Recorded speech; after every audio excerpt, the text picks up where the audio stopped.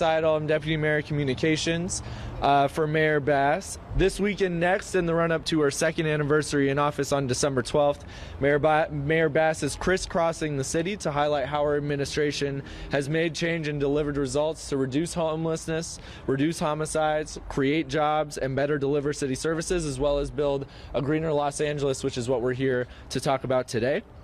Today, the mayor will announce more green jobs, historic electric vehicle infrastructure expansion, and improved alternative water access this year in her efforts to build a greener Los Angeles and protect public health and the environment. Can we get an applause for that? Among the accomplishments, a 2019 goal to create more than 100,000 green jobs was by the end of 25 was actually accomplished an entire year early. LA has the most EV charging stations in the country, and 250,000 homes in Los Angeles are now powered by clean energy through the Eland Solar and Storage Center, which there's a photo of here. In terms of a speaking order, this is a DOT lot, so we'll open up with the Department of Transportation General Manager Laura Rubio Cornejo. Following that, we'll hear from Mayor Bass. After that, we'll hear from LADWP CEO and Chief Engineer Janice Quinones. Following that, we'll hear from Executive Director of the U.S. Green Building Council California, Ben Stapleton. We'll then hear from CEO of Charger Help, Camille Terry, and then we'll take some questions. Following questions, the mayor and the group will take a tour of some of the EV vehicles behind us, and then we'll wrap. And with that, I'll pass it off to General Manager Rubio Cornejo. Good morning. My name is Laura Rubio Cornejo, and it is my pleasure to serve as the General Manager of the Los Angeles Department of Transportation.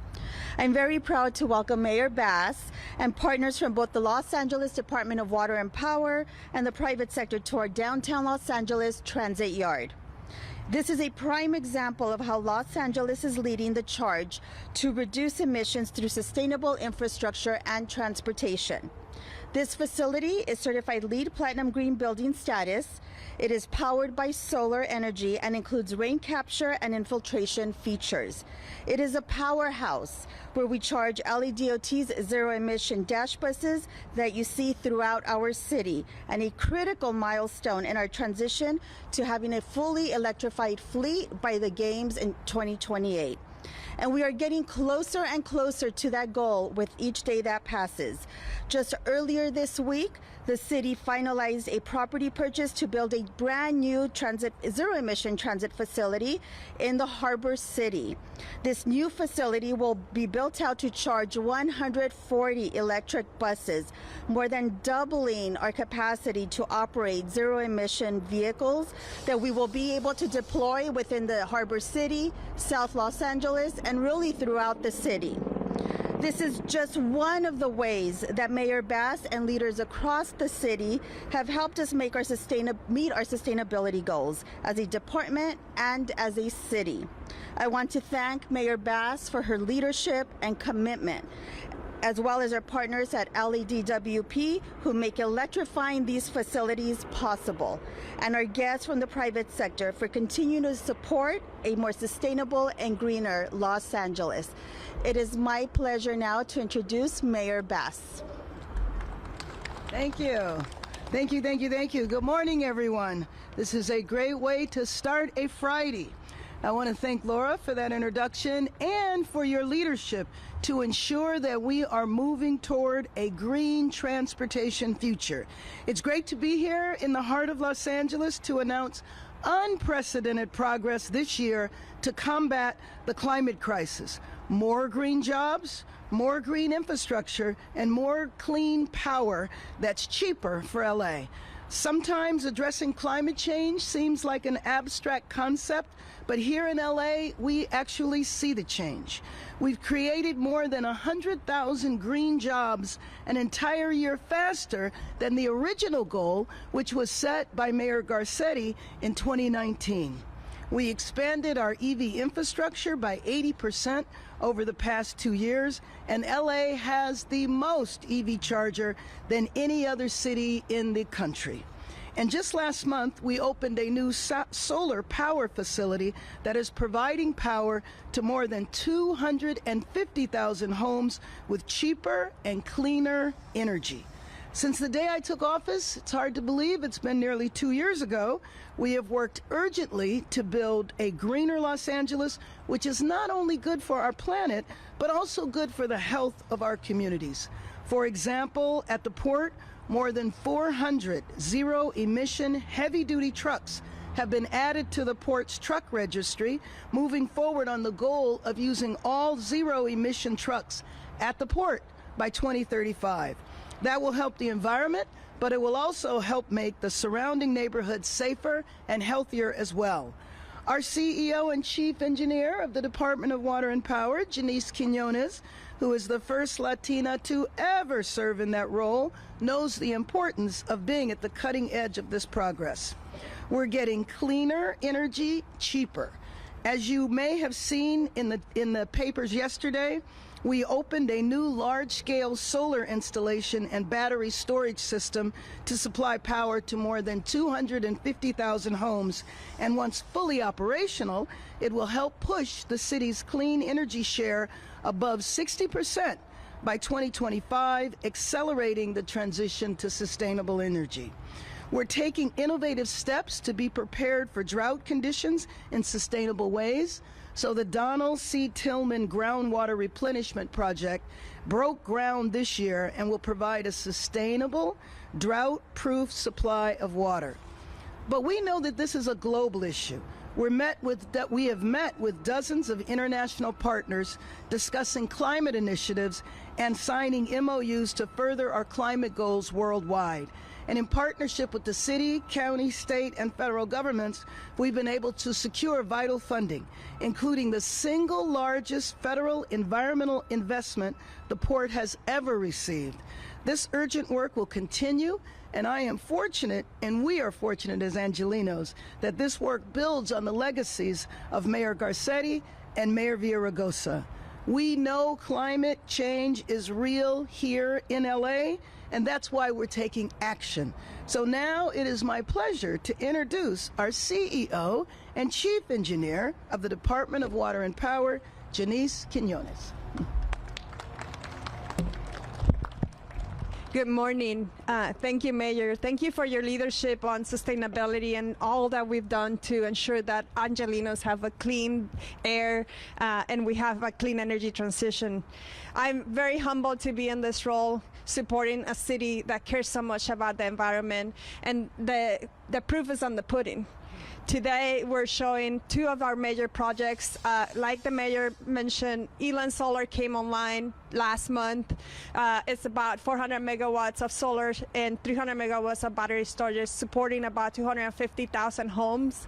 What's important about this project is brings an additional 7% of clean energy to our portfolio, pushing us to 65% next year in 2025, 10 years ahead of our 2035 goal. So we're on our way to reach our 100% clean energy goals by 2035. On the water side, we have the Tillman Groundwater Replenishment Project, which is important for us to secure local water supplies. Our goals are 70% local water. Getting Tillman on the ground was an important step for us to really understand how to do recycled water in the city of LA. Not only that, this project is about over $740 million. We're groundbreaking next month, and we got about half of that through federal, state, and local grants. I would be remiss to not talk about how our communities have supported us in this journey. Energy efficiency for LA has been a significant improvement in how we manage our load. And this year alone, we have saved enough power to power over 20,000 LA homes. And in 2035, based on how we're trending, we will be able to power 800,000 homes with the energy we save on energy efficiency projects. That's not chump change. And electric vehicles, you mentioned, the Mayor, you mentioned how much EV we have here in LA. This year we'll have 36,000 EV charging, and we're on our way to 45,000 by 2025. the largest charging infrastructure in the nations. And when we talk about how we're going to do this for our community, it's all about equity and not leaving communities behind. And we are happy to announce we are going to have 2 EV hubs for our disadvantaged communities coming in Panorama City and Harbor Gateway in 2025. Also on climate change, we know that our communities are being impacted by heat and the heat impacts. So this year alone, we have over 2,100 free air conditioning for our disadvantaged communities to ensure that the heat impacts are not impacting their health. Lastly, I want to make sure that we understand our stormwater capture, which are really cool, comprehensive programs. We're capturing stormwater, but also creating green spaces for our community. And this year alone, we have over 82 billion gallons of water captured, and that's about 1 million households served so far. I want to thank everybody in the community, especially our stakeholders, our environmental communities, our business community, and our customers for being part of this journey. And with that, I want to introduce Ben Stapleton, Executive Director of the U.S. Green Building Council in California. Ben? Thank you. I really want to say thank you to Mayor Bass and her sustainability team and to General Manager Quinones at LADWP for their support in being here. In a city as diverse and complex as Los Angeles, it takes proactive leadership like this to execute and deliver on sustainability goals such as these. Buildings account for over 40% of our greenhouse gas emissions, and that is why we are working hard to decarbonize those buildings through electrification and innovative new materials like low-carbon concrete right here in LA. But all this work to electrify our buildings and our vehicles is only valuable if we work to clean up the energy we're delivering for them. That is why the mayor's commitment to 100% clean energy by 2035 is so meaningful. And yet that cleaner future can only be meaningful if everyone can share in it, which is why there is so much work left to be done by all of us. If we want to show the world a vision for a more resilient future in the face of climate change by 2028, then it will take us working together to do even more, even faster to get there. That is why we are bringing the largest green building conference in the world, Green Build, to LA next November, so we can bring the innovators, the manufacturers, designers, and builders of this vision here to LA to help lay the foundation for not just the Olympics, but our communities that will live on here long after the games are gone. Lastly, I want to point out that the city has reached its goal of creating 100,000 green jobs right here in LA, in South LA, in East LA, but the reality is a greener, healthier future is not about just green jobs, it is about green skills, and making sure that we train the workforce that we have today to be the workforce of the future. Working with the support of the city and the LADWP, this year we launched an extreme heat certificate program for construction workers, and we created an industry standard in our sustainable production and entertainment certificate to help elevate the workers we have right here in LA today to be those workers for tomorrow. In the years ahead, our collective leadership and our voices will be needed even more than ever to speak up for our communities of need, for our planet, and for each other, and I know we can count on all of us to be there together. Thank you all, and please allow me to introduce Camille Terry, the CEO of Charger Help. Thank you.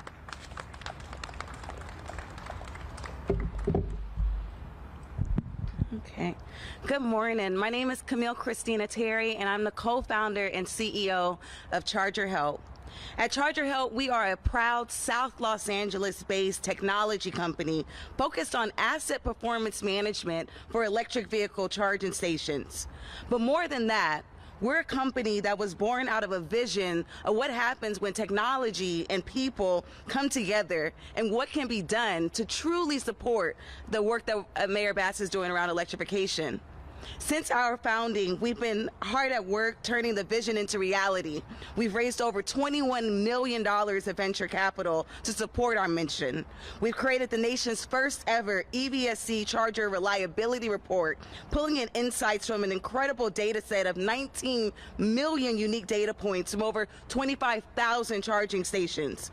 We've trained over 1,000 people, and in partnership with the Los Angeles Clean Tech Incubator, launched the nation's first ever EVSE agnostic reliability center right in the heart of South Los Angeles. And we didn't stop there. Working with the Society of Automotive Engineers, we created the nation's first ever EBSC technician certification.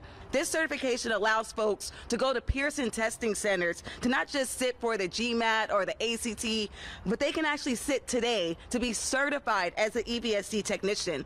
That is what the work of a South LA-based company does. Now, let me tell you something. None of this would have been possible without incredible support from organizations and nonprofits from the city, like Grid 110, like the Los Angeles Clean Tech Incubator. They nurtured us, they believed in us, and they gave us the space to grow. And I share all of this today as we celebrate the progress we've made, as I am so proud of the leadership and work of Mayor Bass. I'm so proud to be an Angelino and the work that she's done around increasing electrification, to not only increase electrification, but to also show the importance of small businesses. So yes, we've done a lot, but we know that we have a long way to go. But I'm so proud to be able to sit here with you all today and know that we can accomplish it together. Thank you so much.